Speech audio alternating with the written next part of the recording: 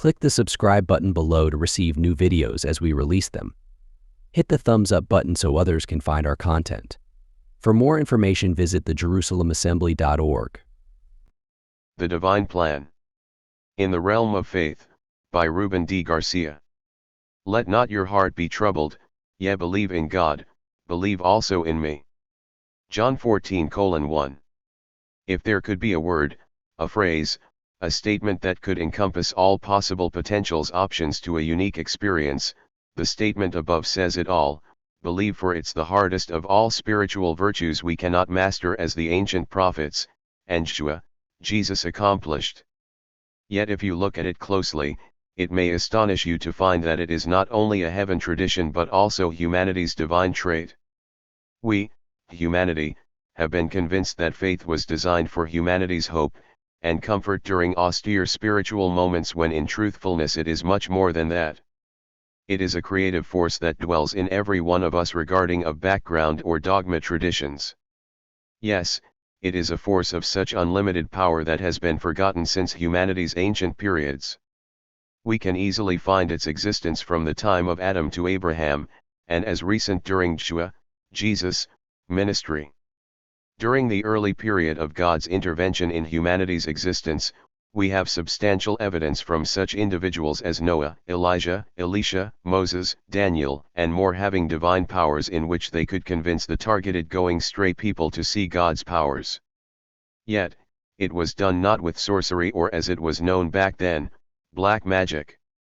In fact, for so many it was an incomprehensive act that brought about the worst fears and terrors to the ancient targeted audience. Yet in today's awakened awareness, humanity can discover that is that divine force that has been within us since the creation of Adam, and is real, and engulfing every aspects of our lives, if it is the desire of the individual. Therefore, before addressing this divine program in today's The Father's Divine Plan, let's look how it all started. The quandary for today's humanity, regardless of personal doctrines, is why now? The answer is simple: because God intervened at this proper time of ours, because the dogmatic train humanity was riding on was going to soon be derailed, causing such havoc that our existence would have been, well, for all purpose eliminated.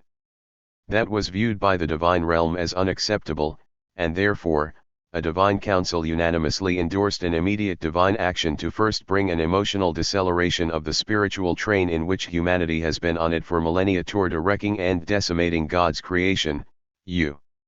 It began on December 25, 1981, with the stealth awareness of a chosen few individuals. It was brought to their attention that the Council of Light has convened to discuss an urgent case regarding the Earth's future, and its habitants, man. On June 1989, it was agreed by the Council that the Earth and its inhabitants necessitated assistance, otherwise the Earth would suffer a catastrophic end at the ends of its inhabitants. The celestial decree had main efforts to heal a suffering Earth. It would begin by making an unprecedented awareness to the inhabitants of the Earth that to continue with such reckless attitudes in which greed, jealousy, and squandering Earth's precious resources in constructing destructive armaments would urgently needed to be eradicated. It was back then, the beginning of a never-experienced conscience awareness, and by December 21, 2012, humanity gained complete support from the Great Source Creator, and the Council of Light to continue with the steps to achieve success of a conscience shift for all of humanity. It was the beginning of a massive mental transformation as never existed in all of humanity existence. It has become to be known as the shift. It provided this Earth, and all of humanity, a reprieve of such magnitude that generations in the future would be able to look back and admire all of the efforts that went into changing the reckless path that would have ended humanity's existence, and this beloved Earth to be a twin sister to Mars, the planet that suffered a similar devastating end millennia ago. Thus, we come to today's reality in which humanity is on a safer stage, being also more productive with conscious efforts to bring a degree of harmony to a once thought to be on a train bound to tragic endings. What is so different, let's say, from just a few years past? The answer is a very simple one, but essential to ascend to a new earth sustaining peace, harmony, and unconditional love. God, as we speak, is bringing about men, and women of faith with unique spiritual traits that in no way mirrors what you have been accustomed to believe in. In fact, these individuals reflect the godly traits of the ancient shepherds of peace, love, and harmony as it was desired, and wished by God for all of humanity. Are these individuals different from you, and me? Simple answer, no. In fact, they are as similar as you and I in every aspect. They can be your next-door neighbor, your job teammate, or the butcher at the grocery store, the postal person, and even your best friend. They are not of aristocratic hierarchies or members of influential societies. No, they are the ones that trust in the Lord, our God, solely, and not in men's deceptive and elusive promises, and for such devotion, God bestow on them the gifts of confidence in all they do but also in all they desire toward mankind. They maintain a devoted life in seeing goodness in all aspects of God's dealings with mankind. Simply stating, they see life as a treasure chest in which many pieces of value represent every opportunity is available to do good. In short, they live by faith, and it brings me to reveal the essence of this, true faith. The key dwells in the nature of being righteous but not as you have been taught. In fact, these called righteous individuals shall live by his or her faith.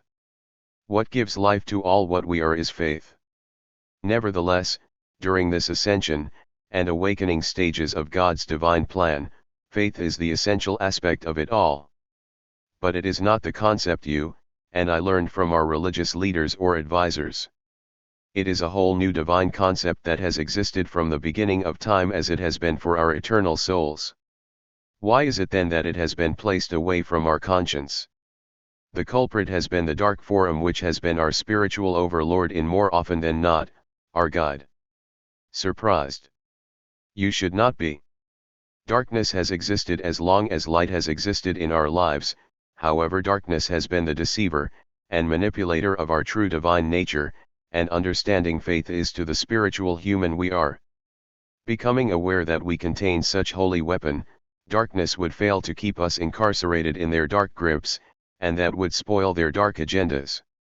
However, the time has arrived to know all that there is about holiness, divinity, and live by the faith we inherited at the Garden of Eden. The nature of the faith I will discuss herewith is the nourishing one that is within every one of us to acquire, for it has been within all of us as it was with the great ancient prophets. Reach. First, faith bears fruit no matter what barriers are imposed by events, people, or acts. Most people cannot fathom the power faith holds, especially when the divine virtue of exercise faith is called for. The reason is because we deal all of our dispositions and worries with our mind, the ego that tells us what is appropriate. Consequently faith becomes an inappropriate response or stay. That is the first reason. The second reason is that the divine faith inherited at the Garden of Eden was dressed in deception and mistrust. Therefore, ever since then, we have been conditioned to believe faith is a virtue only left to the obedient ones, and since our trust and confidence were channels of betrayal, mankind adhered to those traits, and resolved that faith can only be the virtues for the ones that obey, and gave comfort to God's wishes. Sadly, since then, humanity forgot that the divine faith of our creation happens to be the foundations of everything we are. Therefore, if we could have considered that our creation was the cornerstone of a belief being of a divine motive, that divine faith we are soon to become aware of it would have been with us all along. It was the deception of our divine existence the dark feared the most, and sought for humanity to never become the divine creator of the eternal light we could have been, and similarly exercised righteousness in all we could do. Yet, now the dark forum fears immensely mankind's awakening as we speak. Third point is to be cognizant or have knowledge that all that surrounds us is not perpetual but in a temporary state. Therefore, to give thanks continuously for all that we have, or the things that are yet to come, we should be grateful continuously, not sporadically. It must be with a truthful heart. What I mean, we must also be grateful in the knowledge that something asked for, sought to be essential, or simply asking in behalf others, we must learn to accept whatever outcomes may differ from its request. Why? Because God always knows what are your needs, the needs of others, and therefore, God knows what everyone needs are, and a man or woman of faith always knows that the divine universe always knows what is best for everyone. Always remember that a faithful one lives his or her life in the knowledge of giving gratitude for all that has given to him or her. The point here is that the one that lives by the divine faith as our ancients wise ones lived by was unconditional. Our nature has been the opposite, therefore we utilized the faith of today's notion to be one that brings happily results, or otherwise we steered away from it. We have become so familiar and accustomed to it here for external circumstances determining the course of our lives, but this mode will no longer be viable. The ascension momentum approaching all of humanity will be experiencing a whole new relationship with God, which happens to be long overdue. In some manner, the discrepant, discretionary, and discriminative faith of the past will be done away with, and a new light-filled faith. It will rise during our existence on this evolving earth, and ahead of us it will become the source of unity, peace, and unconditional love for thousands of coming generations. There it is. The true faith for the future you would exercise, and will be the source of all of your unconditional love in the course of your lives. Remember this: without such true faith in every breath you take cannot be the source of a happily divine life, and neither could you experience the love of God in every breath you take. I agree, it will be a most challenging situation, but all of humanity must experience, and endure. Also, keep in mind that something always good comes from any situation when the divine faith is your strength. Thus, grow into being a human creature of faith as our Creator, Source, and God saw we could be at the garden. And with His, I said divine farewell, and many auspicious divine faithful encounters. In next article, I will share some real samples you may encounter throughout your life recognizing this new faith. Peace, love, and faith always to all.